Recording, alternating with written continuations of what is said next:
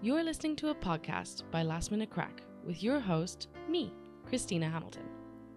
Last Minute Crack is your one-stop shop for all things arts and culture in Dublin City. For more information, check out our website at lastminutecrack.com or visit us on Instagram at lastminutecrack. A special thank you to Thibaut Kemere for his help with the sound and for the music on this intro. Another thank you goes out to Zoe Spillane for her help managing the page. And now for your episode. Hi everyone, and welcome back to Last Minute Chats with me, your host Christina. This is the fourth time we've recorded this intro. We have a really fun guest with us today. Hello, Niall, or Goblins Goblins Goblins. Ew. Yes, bringing that mask energy. It's me. I know it. There is a thing when you shave your head, women don't sit next to you on the bus anymore for like a week, but then it passes. I don't know, it's like racist teenager era. Oh, do you not feel like that's really nice because then you have like more bus seat? Oh, genuinely, I was like, I've never felt like I had that power before. Yeah. I was like, this is how a man should feel all the time. Okay, nice. Like really tapping into yeah, like find my potential. It's like this is what real power feels like. Absolutely. But then it grows back. It's just very soft. You can, You can touch it. Can I? No, It's conditioned. Yeah. Oh, that's beautiful. My friend Ellen's very into it. She's like, every time she's like, let me rub your head. You're like a little stress ball or something, do you know what I mean? Yeah, it's like a little fidget toy. It's like when you pet a dog. Oh, It feels pretty. Oh Anyways, for those who don't know Goblins, or for those who don't sit beside him on the bus, Goblins, tell us, like your act is kind of difficult to explain because it's such a melange of different things. How would you describe yourself as a performer? I think of myself as a stand-up comedian, and then it will be like a character comedian. But like even then, it's like a character comedian's meant to be funny. Versus like when you go upstairs, I'm like, time to talk about Brexit for probably 10 minutes, 15 minutes. No one pulls you off stage. Someone was like, oh. Like Avoca Reaction, who used to be my drag, they were my drag mother. They're kind of in retirement, kind of low key back. They used the term performance artist, which is, it's kind of an insult, but it's, because performance art is meant to be like, have meaning and be deep and stuff, and I like nonsense. Yeah, that comes across. Yeah, I know it's a weird thing though, because like you'll be in, like, if you're in a basement, most stand-up is in a basement. You'll be in a basement with 6 other men, and I'll be dressed up for no reason. Yeah, and then you have that one long finger. Yeah, that's my coke nail. That's Julia Sharphands. She's one of my faves. I love her. Flour gets all over the stage every time you do it, and sometimes I clean it up, and sometimes I don't. Out of curiosity, do you rehearse these at all? Oh, I do, as in not enough. That might have come across rude. No, I ever see it like a really good dancer, and you're like, they obviously are like 1, 2, 3, yeah, 4, or like dancers count in 8s, which I find really entertaining.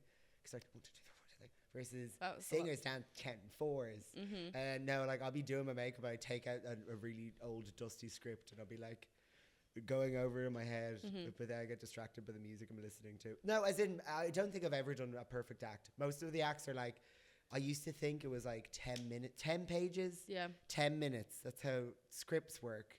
That's not how it works in real life. It's like 6. I've recently learned it's like 6 pages equals 10 minutes.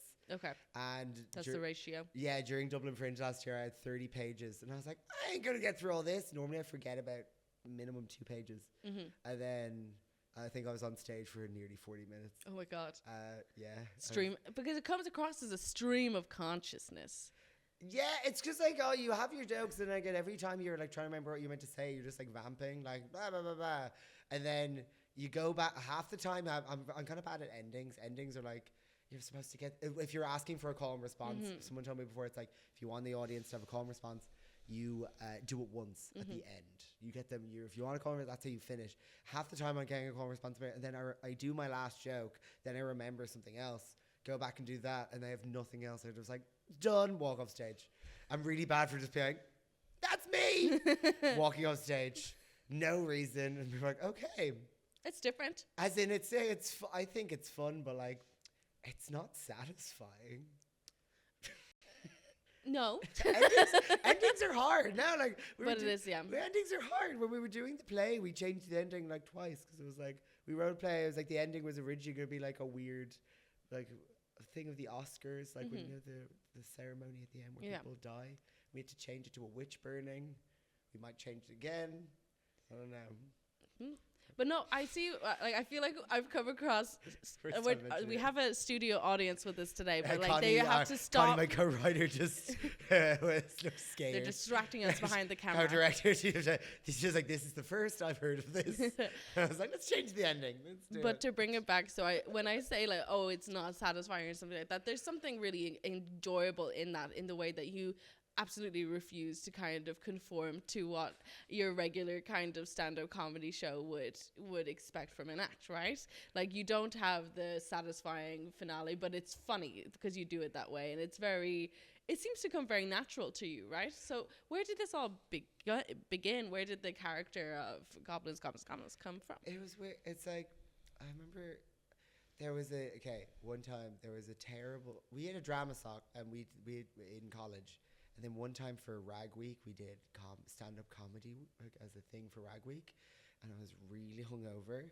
And I just cheated on my boyfriend. So it was real sad. So sad.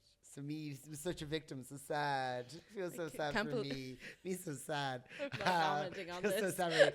Anyway, I was basically there to go up and do stand-up comedy. And I had a really good time doing it. And then we had a drag show. And I was meant to be doing. I was so ugly, which is fair. There was a makeup studio. I went to IDT, which is the art college in Dunleary. It's basically NCAD if it wasn't cool. My friend Luke once said he went there. He was like, Aquaria went to NCAD and Ms. Cracker went to IDT, which is very good. It's also not in Dunleary. It's the Dunleary Institute of Art Design and Technology. It's not in Dunleary. It's in Dean's Grange. It's in the Dunleary Rathdown catchment voting area, but it's a fucking lie. Anyway, none of the makeup girls everyone was getting their makeup done by the makeup girls, and there was no makeup girls left for me. So me and my friend Emma tried to do my makeup, and I looked terrible. And they're like, "What if we make you look ugly on purpose?" It's like, interesting. I had this wig. It was meant to be a Kate Bush. I was doing Wuthering Heights by Kate Bush. Beautiful. I bought this wig that's a glam rock wig, and it was brown on the box and a little fringe. Came out of the box, it was like black, and it was real like kinky. Like the wig looked racist. It looked like a racist wig. It's my Rachel Dolezal wig. I still have it. I just have never worn it in public. It's a Rachel Dolezal wig, and the sound stopped working. So I had to sing Wuthering Heights a cappella. So the next time I was like, I'm gonna do something without music, and it was the abortion referendum. I was like, the vote no referendum. No, it was the abortion referendum, and I was dressed up as a nun. I was called, because at the time my drag name was Scurvy. And beautiful. I was like, I was Sister Scurvy, and I was like, vote no, children. And it was a little competition. It wasn't even meant to be a competition. Pixie Woo was hosting it, and she just got bored and went, "This is a competition now." And she gave us a bottle of gin that I don't know where it came from as a prize, and we drank the entire bottle before we left the venue. Amen. But yeah, that's what happened. And then now I'm like, oh, I'll be a character and do stand up as a character in drag. That's what happened. Well, that's fun. That's a really fun origin story. Yeah, that's what I was or like, a gin. Get it? Because there's gin in it. Gin. As in, yeah, that was a really good night. As in, it was one of those nights where, like, you leave the venue at, like, 12. You're, like, in bed by 1, and the drunkest you've ever been in your life. Like, no one, you're in bed, and you're like, no one knows. No one knows I'm this drunk. I have all this energy, nowhere to go. Yeah, no, that was it. The drag name was Scurvy for a while. Then it was Blue Bottle. Then it was... what was a Mimic Octopus, and then Avoca. As I say, so Avoca used to host a queer cabaret. She was like, "You should call yourself Mrs. Doubtfire," and I was like, "No."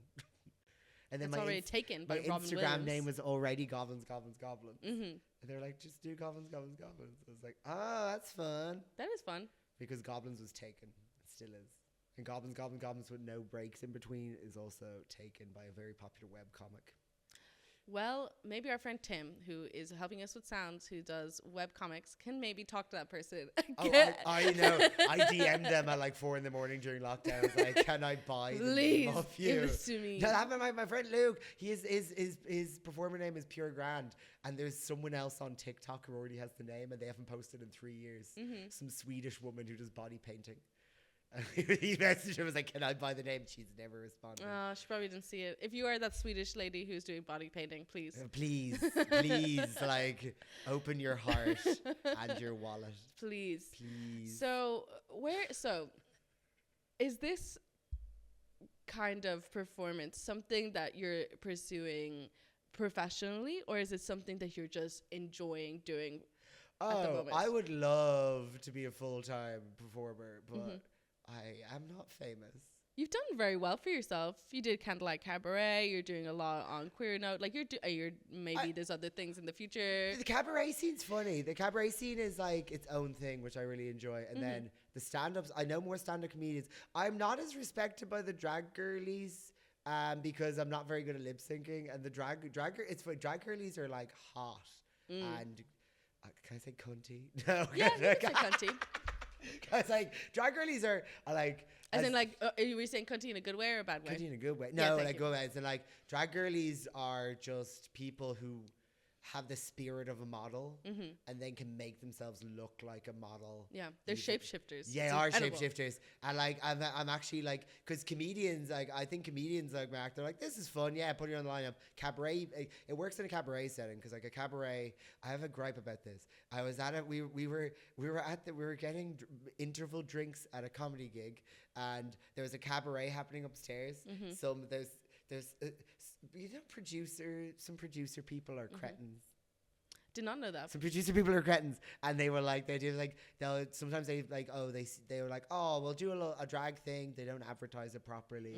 The girls have traveled to be at the gig type thing, and the audience isn't there, and that's the producer's fault. And there was a drag cabaret, and it was 3 drag queens lip syncing and like going around with the mic. A cabaret actually, the word cabaret means something. I mean, a cabaret has to have burlesque, usually.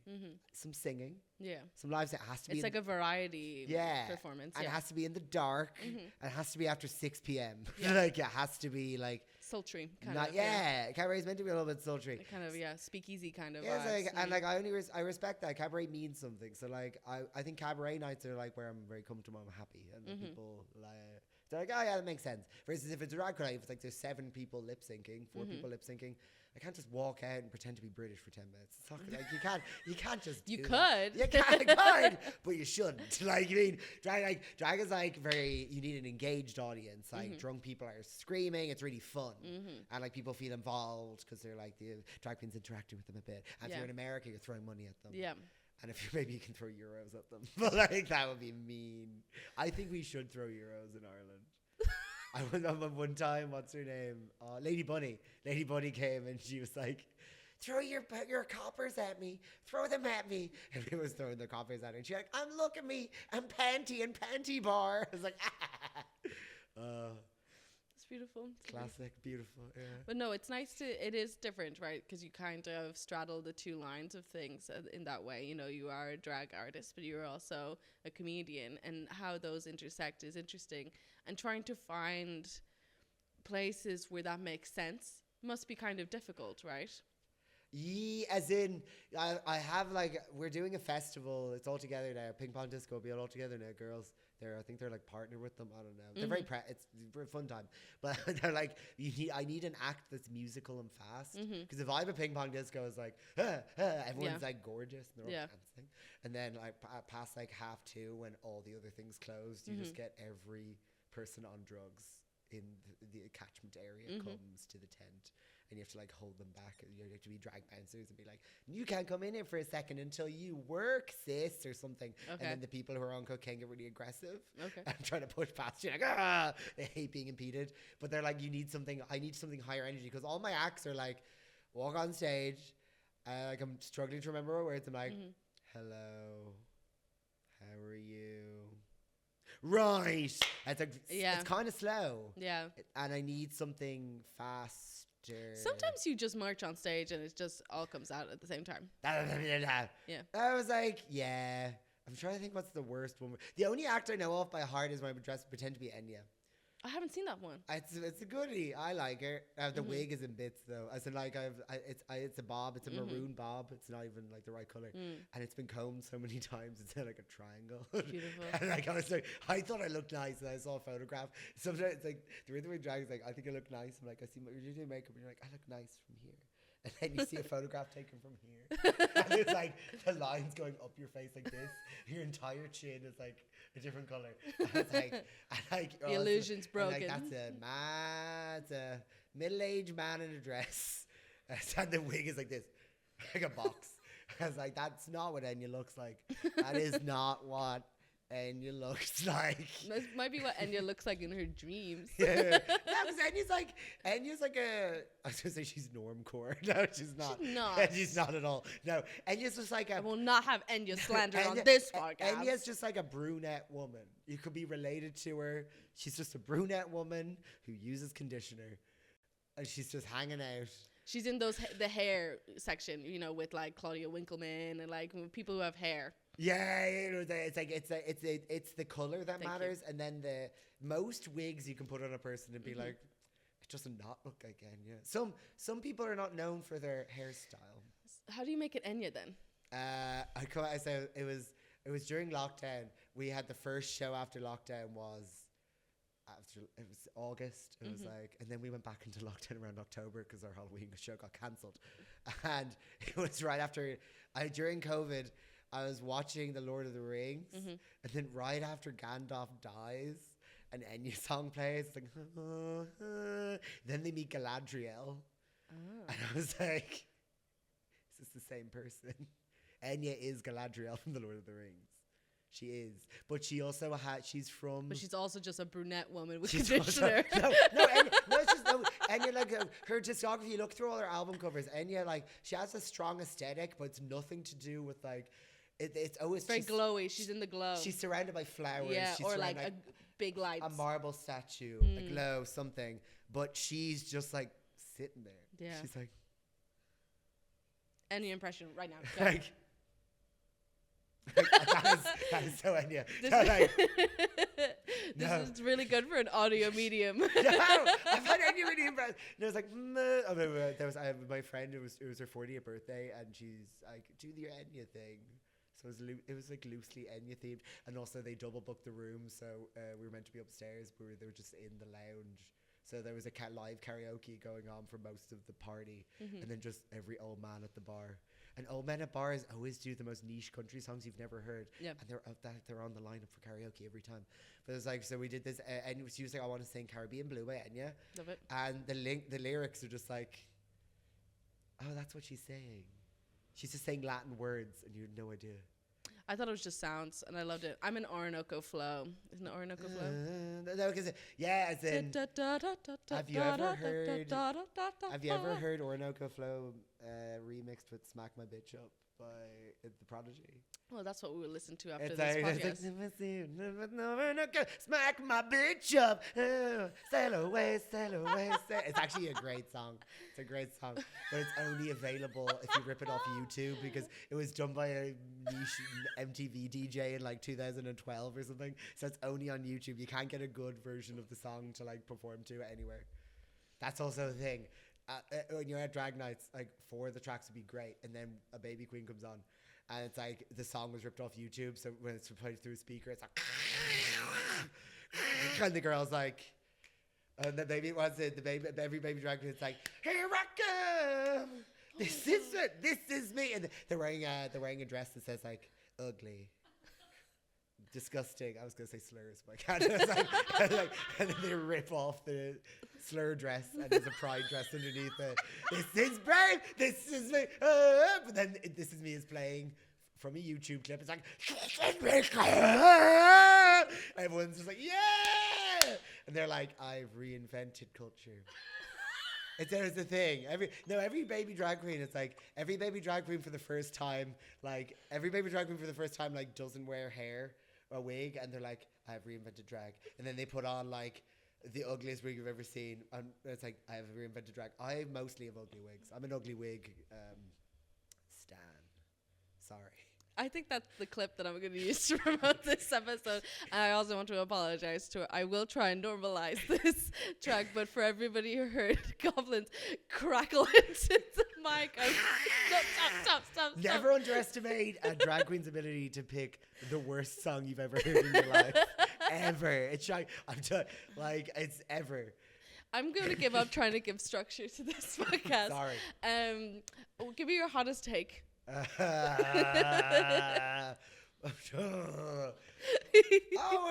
I feel very strongly about something, but I can't remember what it was. No, I have a lot of gripes. I feel like I'm an old man in a slightly younger man's body. What is it? Do you have your niche traditional Irish music song for karaoke? Oh, my karaoke song is fucking... My karaoke song is Love Shack because it's 7 minutes long, but it's on every system. I always try to do Jackson by Johnny Cash. It's never there. Niche Irish. Where's Me Jumper or Dreams of the Cranberries? Because at the very end where it just goes, ah. And it says, it hasn't kicked in yet. Oh, yeah. Which is like, and you feel like... You're like hitting it. Yeah, because you're like, I know. And then there's like a single Brazilian person in the room who's like... Yeah, pretty impressed. Says, ah. And you're like... I got this. And there's like 4 minutes left of the song. It's beautiful. Yeah, so like dreams. Thank you to the Brazilian community for giving us way too much confidence.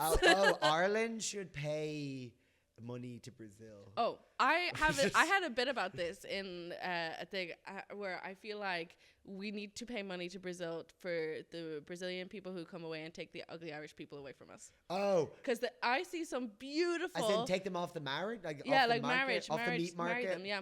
Marry them. As they in, do. I think the gays would be nowhere without Brazil. No. I see these beautiful Brazilian people, and then they're just with like somebody called Sean. And it's like, I'm Marianne. And it's like, Sean. Oh, no. No, there's that weird thing. It's like every single person from Brazil is hot. Oh, yeah. And even if they're not like the hottest person ever, they're still like their personality. They're a 10 sexy. in Irish terms, yeah. And I remember I was at a New Year's Eve party and two Brazilian people were trying to teach me how to like grind dance, and I was doing it so badly they got annoyed. Because there is a thing where it's like even you take the gayest Brazilian man ever and he can still grind dance with a woman and it looks like the most heterosexual thing you've ever seen. You're like, wow. As in like the man, they can all dance. The leg goes in between the legs, and you're like this. Yeah. And every Brazilian guys, I think you need to switch off. If you're listening to this on an audio podcast, try to put your boner away. I think you need to go to YouTube to see some of these tutorials. Is this doing it for you? Stop.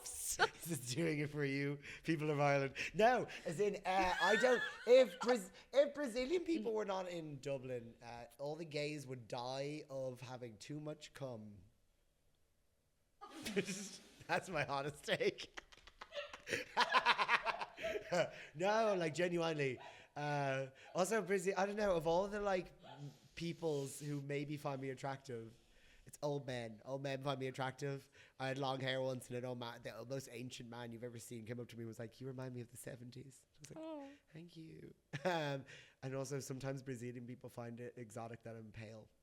Well, that's good. That's like, your niche. Yeah, they're like, so pale. I'm like, thank you. You have freckles. You'll have freckles. And they're like, ooh. They love it. They love our ugly. And I love that for them. And I love that for all the They couples. love all our ugly Seans. Yeah. Thank you for taking our Seans. All Seans are ugly, by the way. That's not fair. I did not say that. Actually, that's not true at all. My ex-boyfriend was named Sean. Did you cheat on him? No. No, I didn't know. I was trying to like, no. No, you were loyal to Sean. As he was my first love. Oh, wherever. that's but beautiful. I think we were together. It's one of those weird things where like, I've only ever like dated two people in my life. Wow. 10-year anniversary. Me and Graham. Wherever you are, Graham. I know where you are. You're in Cambridge. Read a book, Graham. Go to bed on time. Drink some water. He never does. You're still so caring. 10 years. It's like you the only people you give advice to drink water in your life, they're not gonna do it. But like it comes from like backwards psychology. It comes from a pure place. I saw a tweet. It was like, have you ever seen your dad drink a glass of water? No. There you No, have it. he's always had my wadi. Yeah, He it's loves a bit of my wadi. like a man over 30 will 40. Yeah, to be give generous. them a minute. A man over 40, like he'll drink a glass of milk. He'll be dying of thirst and starving to death at the same time in the desert. He'll drink a glass of milk before he drinks a glass of water. Genuinely. No. What were we talking about? Hottest takes. Brazil. I don't know what my hottest take is. You give me your hottest take. Musicals. Oh. I like musicals, but I do in a way think they're the lowest form of art. In a way. Emily, you need to step back. No, I do. I think. No, think about it. Okay. A play, every word in there is to do with like, it's married together. It's like, has a narrative, all that jazz. A musical, half of it's the country songs. So it's like, woo.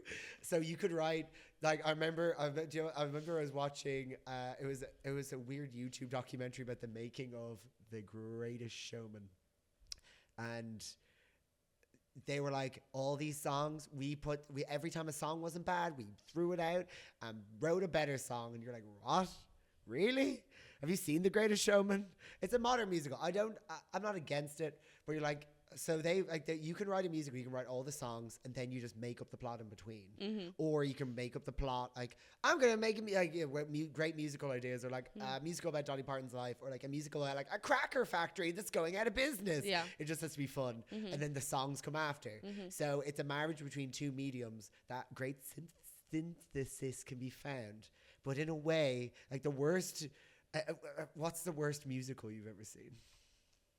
What's the worst musical I've ever seen? Yeah. It was on Long Island, and it was Oliver, and they killed the lady in front of when Nancy gets beaten to death. But the audience was the family that I was with, plus maybe 20 to 40 10-year-old children, and they learned about death in that moment. My first musical we ever did was Oliver, and I was Mr. Bumble. I really want to be Fagin, but then me and my so good. You'd be such. I'd love to be Fagin, like ooh, sneaky, evil, possible pedophile. No one knows. But then it's like my friend Luke was very talented. He was like a Billy Barry kid or something. He was something Billy Barry adjacent, and he could roll his oars, and then they just have an oar roll off. Oh, like I was like, I can't roll my oars to them. And I was so annoyed when I was Mr. Bumble, which is actually a good role. Okay. And my mom was so happy. She's like, I love that song. Aww. And then as I was singing Boy for Sale, my voice had broken about a month before. Oh, no. So I was like, nice boy for sale. And everyone laughed. Oh. We had it on video. My sister used to put it on the DVD player and rewind it and rewatch it constantly. And the kid You're not in this podcast, Emily. the kid who played Oliver was Dylan. He laughed too, but I was pulling him by the ear, so I pulled him hard. Sorry, don't laugh. Okay, we need to wrap up in a minute. Sorry. No, you're fine. This has been a journey. The worst musical I've ever been in, though, was we did a version of High School Musical, and they put the kid playing Corbin Blue in not blackface, but like he was wearing fake tan and no one else was.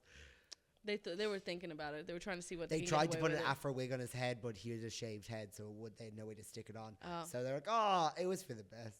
It was for the best. I was only halfway through, like, why is Paddy Latino and everyone else is like doing? And we all had to do get your head in the game, get your dribbling the balls, all going all over the place.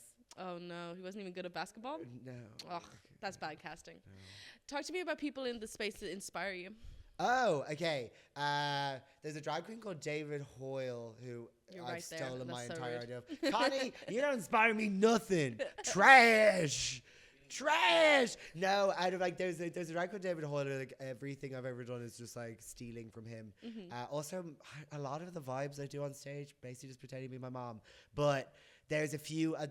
Alternative Miss Ireland used to be the thing in Dublin, and then you bump into some people who won Alternative Miss Ireland, and it's like, oh, okay, so there's like Paddy Fabulous. He's a DJ with Ping Pong Disco. It turns out he basically does the exact same fucking thing as me, but I just never seen him do it because he's the type of person when he gets drunk he just riffs for 10 hours, and you're like, is he crazy or just on one? It's It's the second.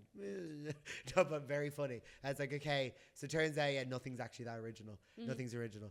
Of all, in Dublin or like internationally in the You world? can go internationally, but it's a Dublin-based podcast. Dublin-based. Oh, I think, I don't know. I met all the improver comedian people, and then I was like, I knew some of them through the comedy scene, and then you realize, I'm like, oh, that's why they are that way, because they're improvers too. So they were always very, I think they're a very creative bunch. Like John Spillane, Kate, they all like, they kind of attack the audience, which I think is very funny. I'm like, okay, yeah, you can be on stage and you can like really assault people on an emotional level. Versus like, I don't know if you can assault on an emotional level. Yeah. Yeah. Okay. And not like a assault, little bit verbally. Yeah, okay. Oh, well, a little bit. Like people throw shit or like confetti and stuff like that. Confetti, I will. Yeah. Versus like of all the like stand-ups, so like I used to love doing more as a kid. Shane Clifford. I think I love anyone who does nonsense. Anyone who does nonsense. Shane's amazing. Shane Clifford's very like he knows this. But it's like I think everyone where it's like they're gonna take you on a little journey. They're gonna like really paint a picture for you. I really like that. Versus like. Because I know that's just because I like nonsense. Versus, I love the Mighty Boosh growing up. I was like, you say stuff in a funny voice. That's hilarious. Yeah. Versus like, you know, going up and being like, I was on a plane the other day. Or like, my wife. I can't do that. My wife. And on that Borat note, we're going to wrap. Do you have anything else you want to plug before we say goodbye? I have no idea. Your Instagram, maybe? It's Goblins Goblins Goblins with... underscores in between the goblins, which is fine. And I would do a show at Electric Picnic. We're gonna be doing the Church of Enya, probably. Again, we might change it to a church of someone else. Come to that. And I don't know if we're doing anything else. Oh, Pride Egg, June 1st. You're doing Pride Egg? Pride Egg. Pride Egg. We got cancelled last year, so we're doing Pride. It's gonna be Pride. I'm going to be Jojo Siwas, the president of queers. Fuck you, Emily. I stole your idea. So, no, I was actually asked. She was like, it's like, I'm Jojo I'm the president of gay people. How you doing? And then she has like all these like laws she's bringing in and You stuff. have the accent down. Is that offensive? There's no, she just speaks like that. She does speak She's like Canadian. That explains. No. I'm glad Abby Lee Miller was mean to her. Okay, everyone. And that's a wrap. Thank you so much for listening. Thank you to Music Maker for having us. Thank you so much for coming on. I just talked. This has been so fun. I will see you in the next episode. Goodbye, everyone. Thank you.